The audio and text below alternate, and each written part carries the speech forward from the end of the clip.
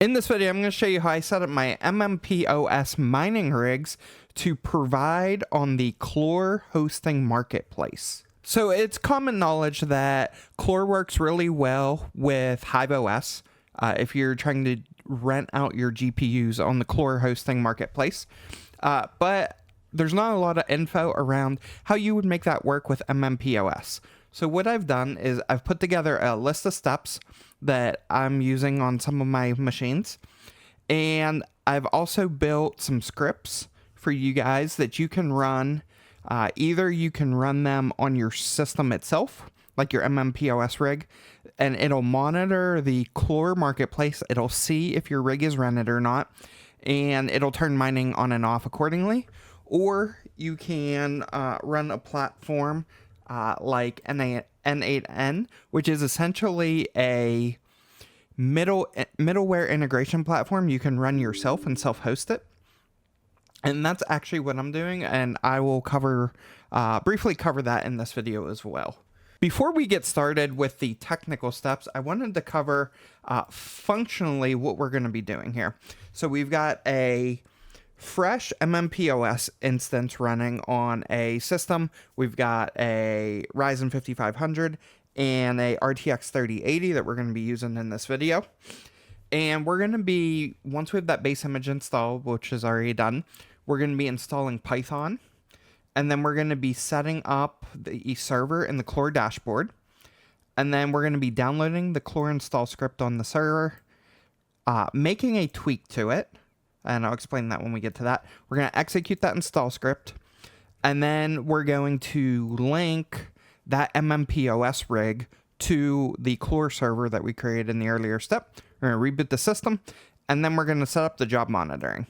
So it's very basic. There's not a lot involved to it. But the first thing we want to do is we want to find a rig, which is actually going to be this test bench one here. And I'm going to, the first thing I want to do is I want to SSH into this. So let me go ahead and grab that IP address here. And we'll go ahead and SSH in. 43. Miner. Enter my password. Okay. And so we are logged in now. We will need to hop on over to our Clore dashboard. You can see I already have 4 rentals up here. We're going to click add a server. So you're not going to do the mass onboard. You're just going to do add server. You can name this anything you want. So for me, I'm just going to name it test bench. You can always change the name of this later if you need to. Hit next. Okay. It's going to create it here. Now you can click into this, and you're going to have a unique server initializing key down here. You'll need this in the later step to actually link it. So we'll just leave that up for now. And we're going to bring over our MMP OS SSH session. And I can go ahead and zoom in for you guys real quick. All right, the first thing we're going to want to do is we're going to do a sudo space -i. This is going to log us into the root account. So you can see we've switched from the miner account to the root account. And then we're going to run an apt update. And then once the update's done, we're going to run an apt install. We're going to do gcc space, and then we're going to do python 3 -dev. And then you can do space -y. This is going to install GCC. This is also going to install the Python packages from the official Ubuntu store. Now, I do want to mention that I am running the latest image of MMP OS, which is actually built on Ubuntu 24. So some modifications that we're going to need to do now are going to be based on 24. So next step is going to be to do a wget. We're going to do https://gitlab.com/clore-ai-public/hosting/ and then there's just going to be a hyphen here in the path /raw/main/install.sh. Go ahead and run that. That's going to download a file. We're going to do chmod +x install.sh. That's going to make that install file executable. Then we're going to do a nano install.sh. This is the step that is specific for Ubuntu 24 right now. This may change in the future, but what you want to do is you want to scroll down a few pages, and you're going to see an NVIDIA container section. So we're going to get past the Docker section. Make sure you don't modify that one. And keep going down, and you're going to see this NVIDIA Container Toolkit section. So when you see this, we're going to modify, in red you're going to see dollar distribution. That's the section we're going to modify. And we're going to replace dollar distribution with stable/DEB for Debian.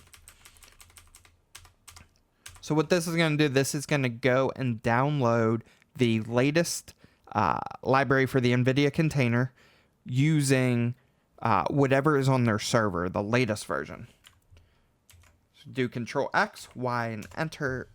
And the reason we're doing latest instead of letting it pull the distribution version is because currently there is not a NVIDIA package built for 24, but the previous version or the current latest version works perfectly fine with 24. So once that's done, you're just going to do a /install.sh, hit enter.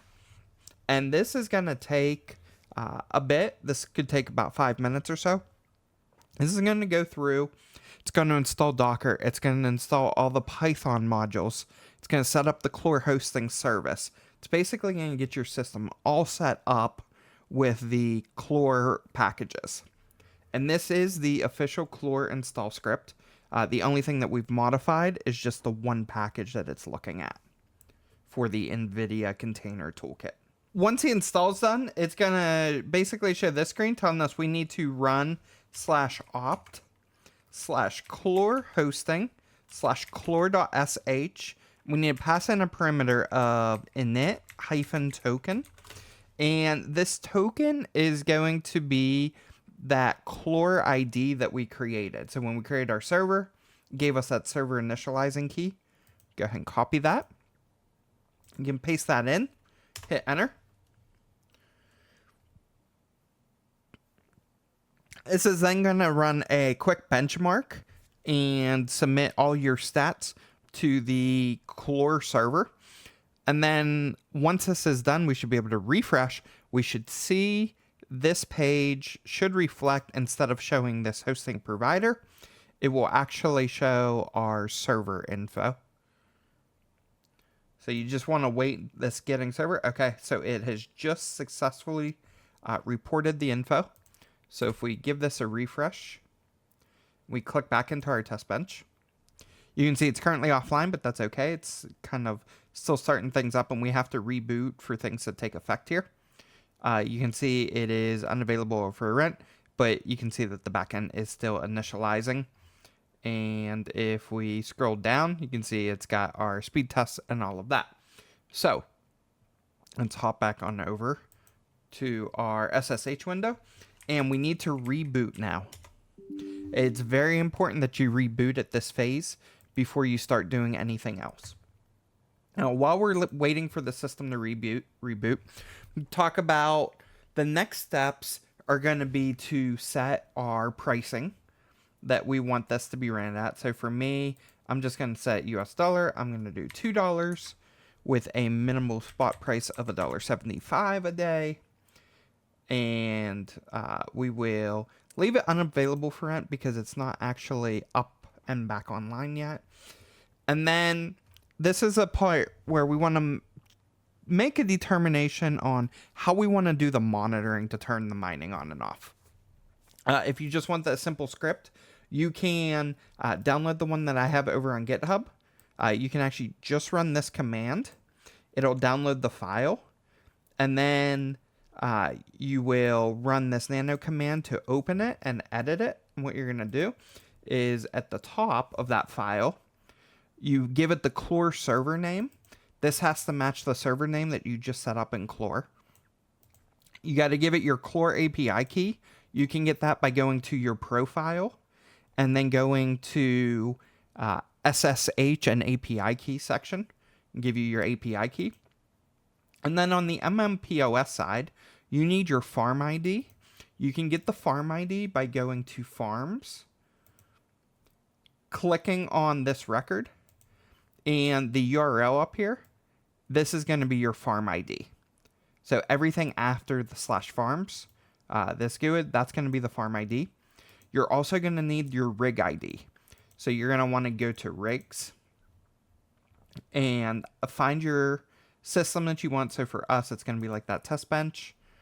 And once again, in the URL, you're going to see your rig ID. That's what you're going to copy.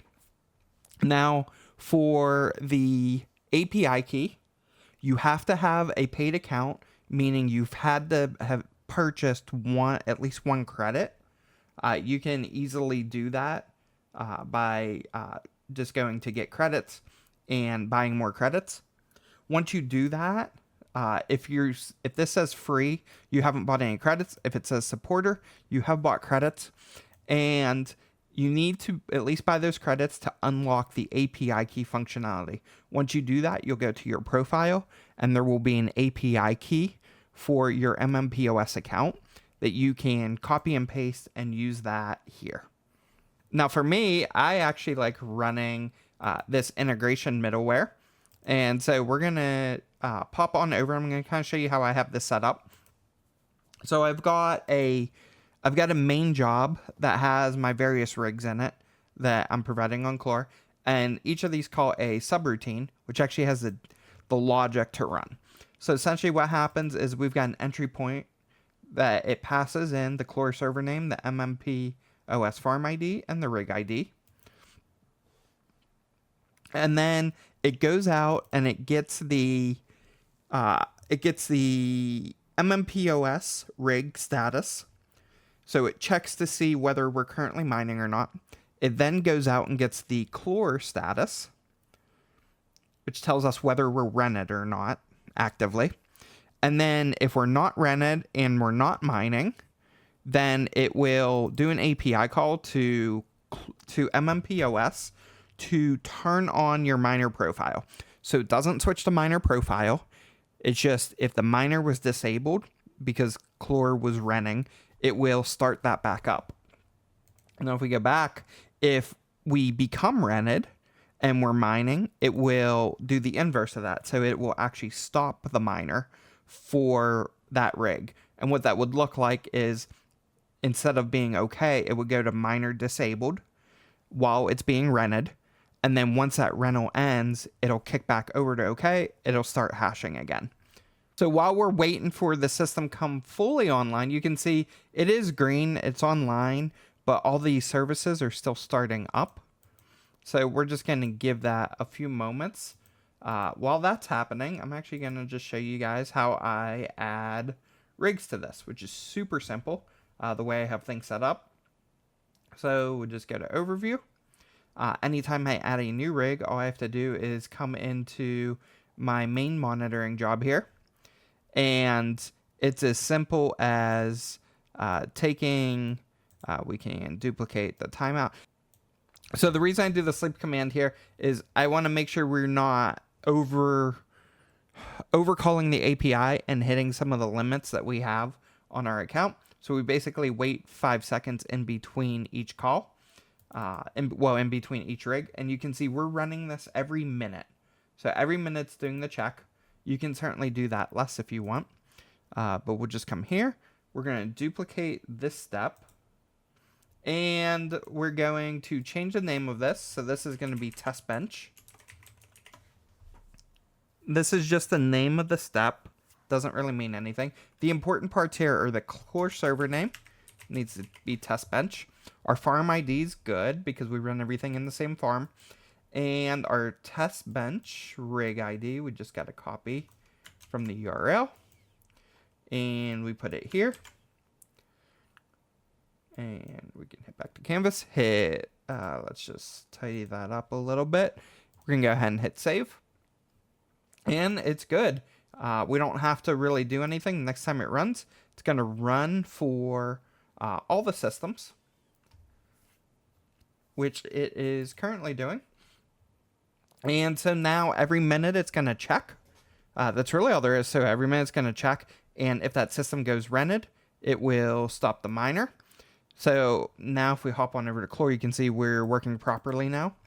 So we want to switch this to available for rent, hit apply, and now we basically just wait for our rig to get rented.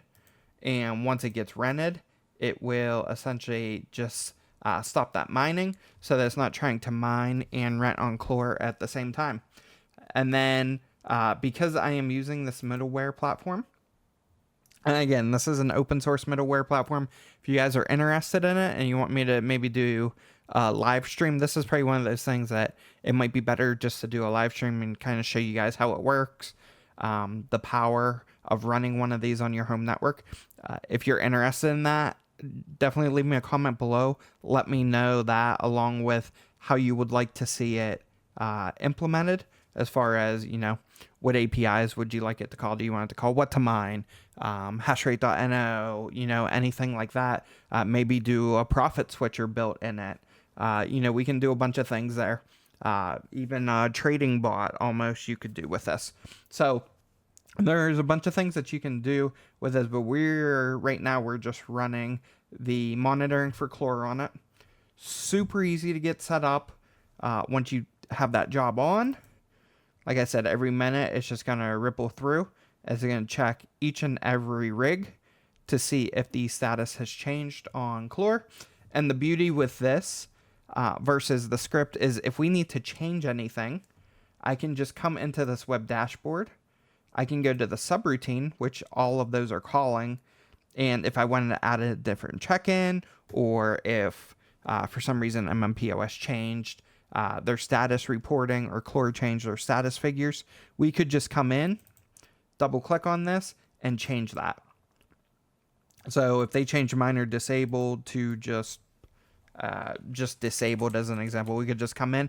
We wouldn't have to go to individual scripts on our systems.